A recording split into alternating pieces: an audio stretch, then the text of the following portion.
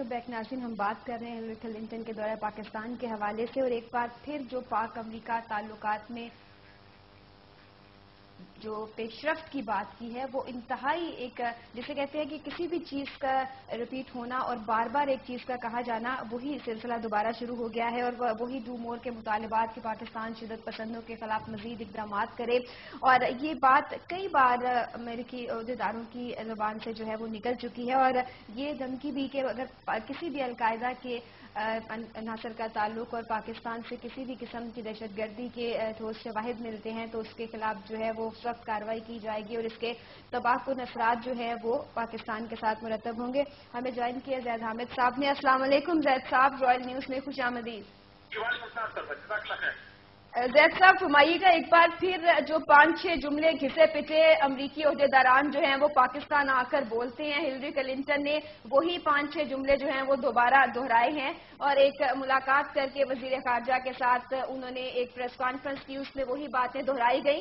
آپ کے خیال سے یہ کس بات کا تسلسل ہے اور یہ کیا سلسلہ ہے؟ دیکھیے، یہ بات بالکل واضح تھی ہلری کلنٹن کو پاکستان آنے سے پہلے کہ 2 ایسے واقعات ہوئے ہیں جس سے ان کو پاکستان کے موڈ کا اندازہ ہو رہا تھا. پہلا تو یہ کہ انڈیا کے خلاف جو انڈیا کے ساتھ جو بات چیت شروع کی گئی تھی اور جس طرح وہ بات چیت فیل ہوئی ہے، اور پاکستان کے فورن منسٹروں کو مجبور کیا ہے پاکستان کی سیکورٹی اسٹیبلشمنٹ نے کہ انڈیا کے خلاف کوئی سخت رویہ اختیار کریں، اس سے پاکستان کی سیکورٹی اسٹیبلشمنٹ کے موڈ کا ان کو اندازہ ہو گیا تھا. اور دوسری طرف اگر آپ نوٹ کیجئے کہ ہلری کے آنے سے پہلی مرتبہ یہ ہوا ہے کہ ایکس سروس مین سوسائٹی نے یعنی پاکستان کے ریٹائرڈ فوجیوں کی سب سے بڑی تنظیم میں جس کے 35 لاکھ جس کے ممبرز ہیں، انہوں نے ایک قرارداد پاس کی ہے، پریس کانفرنس کی ہے اسلام آباد میں، جس میں انہوں نے ڈیمانڈ کیا ہے کہ امریکہ افغانستان سے نکل جائے اور پاکستان کو ہونے والے نقصانات کی تلافی کی جائے. دو موڈ ایسے ہیں کہ جو ظاہر ہے کہ پاکستان کی سیکورٹی اسٹیبلشمنٹ، پاکستان کے محب وطن اقوا قوم اور پاکستان کی سول سوسائٹی اب اپنی آواز کو بلند کر رہی ہے.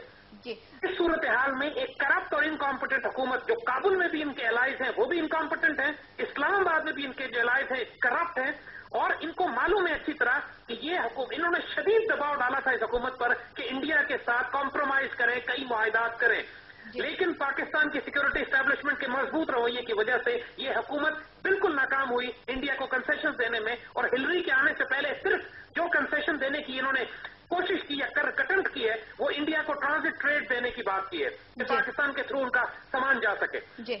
زید حامد صاحب، آپ کے خیال سے جو ایک بڑا خطرہ سمجھتے ہیں وہ حقانی گروپ کو امریکہ اور اپنی نیٹو فوج کے لیے، لیکن پاکستان کو وہ اس کے خلاف کس کارروائی کا مطالبہ کرتے ہیں؟ کیا کارروائی کرے پاکستان اس گروپ کے خلاف؟ اگر مذاکرات کی بات کریں تو یہ اس کی بھی حمایت نہیں کرتے، تو یہ کس قسم کی کارروائی چاہتے ہیں پاکستان سے افغانستان میں اس گروپ کے خلاف؟ دیکھیے، ایک بات سمجھیے کہ امریکن اب یہ چاہتے ہیں کہ پاکستان شوڈ فائٹ دیئر وار، ہم ان کی جنگ لڑیں. پاکستان اب یہ فیصلہ کر چکا ہے کہ کسی صورت میں بھی ہم امریکیوں کی جنگ نہیں لڑیں گے. اور امریکن جن سے خطرہ محسوس کرتے ہیں، ملا عمر ہے، گلبدین حکمتیار ہے اور جلال الدین حقانی، ان تینوں گروہوں نے کبھی بھی پاکستان کے خلاف اعلان جنگ نہیں کیا.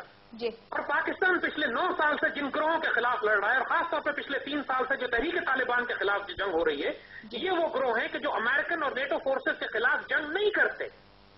اور اس صورتحال میں پاکستان جب آلریڈی ایک حالت جنگ میں ہے، ہم روز 20-25 افسر جوان اور سویلین کی شہادتیں دے رہے ہیں، پاکستان کسی صورت میں بھی نئے محاذ نہیں کھولنا چاہتا ہے. اور اس کو انگریزی میں کہتے ہیں کہ Americans want to fight to the last Pakistani, اور یہ ہم نہیں ہونے دیں گے. اور یہ بات پاکستانی اسٹیبلشمنٹ فیصلہ کر چکی ہے، پاکستان کے پیٹریوٹک قوم فیصلہ کر چکی ہے، اور اب ٹیکس سروس مین سوسائٹی نے بھی اس بات کو یہی ڈیمانڈ کیا ہے کہ امریکہ اس خطے سے نکل جائے. زید حامد صاحب، یہ جو ٹریڈ کی بات ہے، پاکستان اور افغانستان کو ٹریڈ کے حوالے سے جو ایک راہداری کی اجازت مل گئی ہے، یہ کیا صورتحال پاکستان کے حق میں ہوگی اور کیا فوائد ہوں گے اس کے؟ دیکھیے، افغانستان کو ٹرانزٹ ٹریڈ تو ہم پچھلے 50 سال سے دے رہے ہیں، وہ کوئی نئی بات نہیں ہے. لیکن جو نئی تکلیف دہ بات ہے وہ یہ کہ انڈیا اس ٹرانزٹ ٹریڈ کو استعمال کر اپنی فورسز کو، اپنے لوگوں کو وسائل پہنچانا چاہتا ہے افغانستان میں. ہم کو معلوم ہے کہ وہ کس قسم کا سامان پہنچائے گا، اس میں گولہ بارود ہوگا، اس میں اسلحہ ہوگا، اس کے اندر انڈیا اپنی پریزنس کو بڑھائے گا جو افغانستان میں ہے. تو یہ چیز ہمارے لیے تکلیف دہ ہے. افغانستان دوسری طرف راستہ مانگتا ہے انڈیا کے لیے کہ افغانستان سے تجارتی سامان انڈیا جا سکے. اول تو ہم نے کبھی بھی اپنی 60 سال کی تاریخ میں اس کی اجازت نہیں دی تھی، لیکن یہ پہلی مرتبہ ہوا ہے کہ انہوں نے اس بات کی اجازت دے دی ہے. اس بات کی ہم مزاحمت کرتے ہیں اور پاکستانی قوم کو اس پر ریزسٹ کرنا چاہیے، میڈیا کو آواز اٹھانی چاہیے کہ ہم کسی صورت میں بھی انڈیا کو یہ اجازت، افغانستان کو اجازت نہ دیں کہ وہ انڈیا اپنا سامان بھیج سکے یا انڈیا افغانستان کو اپنا سامان بھیجے. یہ ملک کے ساتھ غداری ہوگی. آپ کے خیال سے امریکہ جو ہے وہ افغانستان میں پاکستان اور انڈیا کو ایک ایسی حالت میں چھوڑ دینا چاہتا ہے کہ یہ دونوں ہی آپس میں جو ہے وہ معاملات طے کرتے رہیں، چاہے وہ کسی بھی نہج پر ہو، مذاکرات ہو، کوئی لڑائی ہو، کارروائی ہو، وہ خود وہاں سے نکل کر جو ہے وہ بھارت کے ساتھ پاکستان کو برسر پیکار چھوڑ دینا چاہتا ہے؟ جی دیکھیے، امریکہ انڈیا کو 21ویں صدی کے لیے اپنا پارٹنر بنا کے رکھا ہوا ہے، اس میں تو کوئی شبہ نہیں ہے. وہ اس کو چین کے خلاف بھی تیار کرنا چاہتا ہے. جی. مگر انڈینز امریکن پریشر نہیں لے رہے ہیں کسی ایسے معاملے پر جس میں ان کو پاکستان کو کنسیشن دینی پڑتی ہو. جی. دوسری طرف افغانستان کے حوالے سے انڈینز بہت پریشان ہیں کہ اب پاکستان امریکہ پر دباؤ ڈال رہا ہے کہ انڈیا کو افغانستان سے نکالا جائے. جی. اور یہ بات بھی امریکی قبول کرنے کو تیار نہیں ہے، لیکن مجبور ہیں. لہٰذا یہ کمپلیکس صورتحال ہے. ان کے لیے امریکن کے پاس اس وقت کوئی پالیسی سامنے نہیں ہے. یہ ٹوٹل بلائنڈ کنفیوز پالیسی ہے، اور یہ وہ وقت ہے کہ جب پاکستان جو پالیسی چاہے گا ان کو ڈکٹیٹ کر سکتا ہے، اور پاکستان کی بنائی ہوئی پالیسی اس خطے میں امپلیمنٹ کی جا سکتی ہے اگر ہماری مرکزی حکومت فیڈرل گورنمنٹ ذرا مضبوط ہو. لیکن یہ فیڈرل گورنمنٹ اتنی انکمپٹنٹ ہے کہ اب اس وقت پاکستان کی سیکورٹی کے تمام معاملات پاکستان کی فوج کو اور پیٹریوٹس کو اور اب ایکس سروس مین کو لینے پڑ رہے ہیں، لیکن حکومت اور فارن منسٹری کا اس میں کوئی کردار نہیں. آپ کے خیال سے کوئی عارضی فائدے ہیں جن کو نظر میں رکھا جا رہا ہے؟ حکمران جو ہیں وہ اس وقت عارضی فائدے نظر میں رکھے ہوئے ہیں، اور ایک لانگ ٹرم جو سوچ ہے وہ ان کے ذہن میں اس وقت نہیں کہ پاکستان کے فائدے میں کیا ہے یا اس سچویشن کو کیسے پاکستان کے فائدے کے لیے استعمال کرنا چاہیے. دیکھیے، یہ بات بالکل واضح ہے کہ یہ حکمران اپنی پاپولیرٹی اپنے ملک کے اندر کھو چکے ہیں. ان سے نہ گورننس ہو رہی ہے، نہ بجٹ بنایا جا رہا ہے. ان کا سروائیول اس بات کے اوپر ہے کہ امریکہ اور آئی ایم ایف کو خوش رکھیں گے. ان کی تمام اکنامک پالیسی صرف آئی ایم ایف کے قرضے لینے پر محدود ہے. اور ملک میں جو کرپشن ہے، جعلی ڈگریوں کا کیس کھڑا ہو گیا، سپریم کورٹ سے تفادوں میں مہنگائی بڑھ رہی ہے، پانی کا بحران ہے، لوگ ان کے خلاف ہو رہے ہیں.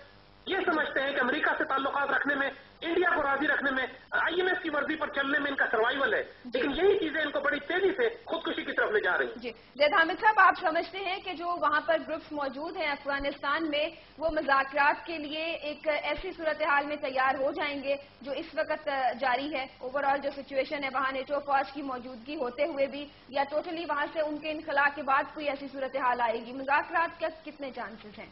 دیکھیے، ابھی تک تو افغان طالبان ملا عمر گروپ یہ کہہ رہا ہے کہ وہ کسی صورت میں بات نہیں کریں گے جب تک امریکن اور فورن فورسز وہاں موجود ہیں. بالکل. لیکن افغانستان میں ملا عمر کے ساتھ ساتھ جلال الدین حقانی اور حکمت یار کا گروپ بھی شامل ہے. جی. اور دوسری طرف ابھی تک مذاکرات کی سیریس کوشش کی ہی نہیں گئی ہے. بالکل. یعنی اگر پاکستان، ایران، ترکی، سعودی عرب اور چائنا مل کر ان کو ایک مذاکرات کے لیے بلاتے ہیں تو مجھے یقین ہے کہ وہ ضرور آ جائیں گے. جی. اور اس بات کو شروع تو کیا جائے نا، پہلے ان کو ایز اے پارٹی ایکسپٹ کیا جائے. جس طرح پاکستان افغانستان جرگا ہوا تھا، اس جرگے میں مشرف دور کے آخری وقت میں اس جرگے میں یہ فیصلہ کیا گیا تھا کہ افغان طالبان سے بات کی جائے گی. جی بالکل. اس جرگے کو، اس فیصلے کو کبھی بھی فورن پالیسی کا حصہ نہیں بنایا گیا. جی بالکل. زید صاحب، آپ یہ سمجھتے ہیں کہ جو ایک نئی بات سامنے آئی ہے ہلری کے اس دورے کے بعد کہ فوجی امداد کے برعکس جو عوامی منصوبے ہیں، عوام کی فلاح کے منصوبے، اس حوالے سے بھی جو ہلری کلنٹن نے بات کی، اس بات کو وہ یہ سمجھتے ہیں کہ ہم عوام میں اپنا ایک جو ہے وہ ایک گڈ امیج اچھی طرح اغراض و مقاصد جانتے ہیں امریکہ کے کہ وہ کیا ہے پاکستان سے اور وہ کتنے کو مخلص ہیں؟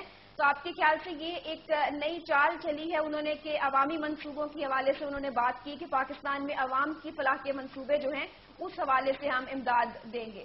دیکھیے، یہ ان کا پرانا کھیل ہے کہ یہ ہمیشہ کیری لوگر بل میں بھی اگر آپ نوٹ کریں کہ یہ بات انہوں نے شامل کی تھی کہ ہم فوجی امداد کو نہیں، سول امداد دیں گے.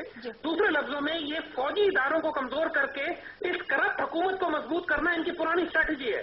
لیکن ایک بات ذہن میں رکھیے گا کہ پاکستان امریکن جو اسٹریٹجک ڈائلاگ ہونے والا ہے ابھی، اس میں پاکستان آرمی نے بھی یہ انسسٹ کیا ہے، بڑا اسٹرانگلی اس بات کو پریشر ڈالا ہے گورنمنٹ پہ کہ آپ امریکہ سے جو معاہدات کریں اس میں اکنامک ایشوز کی بات کریں، خاص طور پر پانی کے ایشو پہ.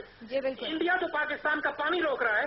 اگر امریکہ نے انڈیا پر دباؤ ڈال کر پاکستان کا پانی جاری نہیں کروایا تو اس میں آنے والے وقتوں میں اس خطے میں خطرناک جنگ ہو سکتی ہے.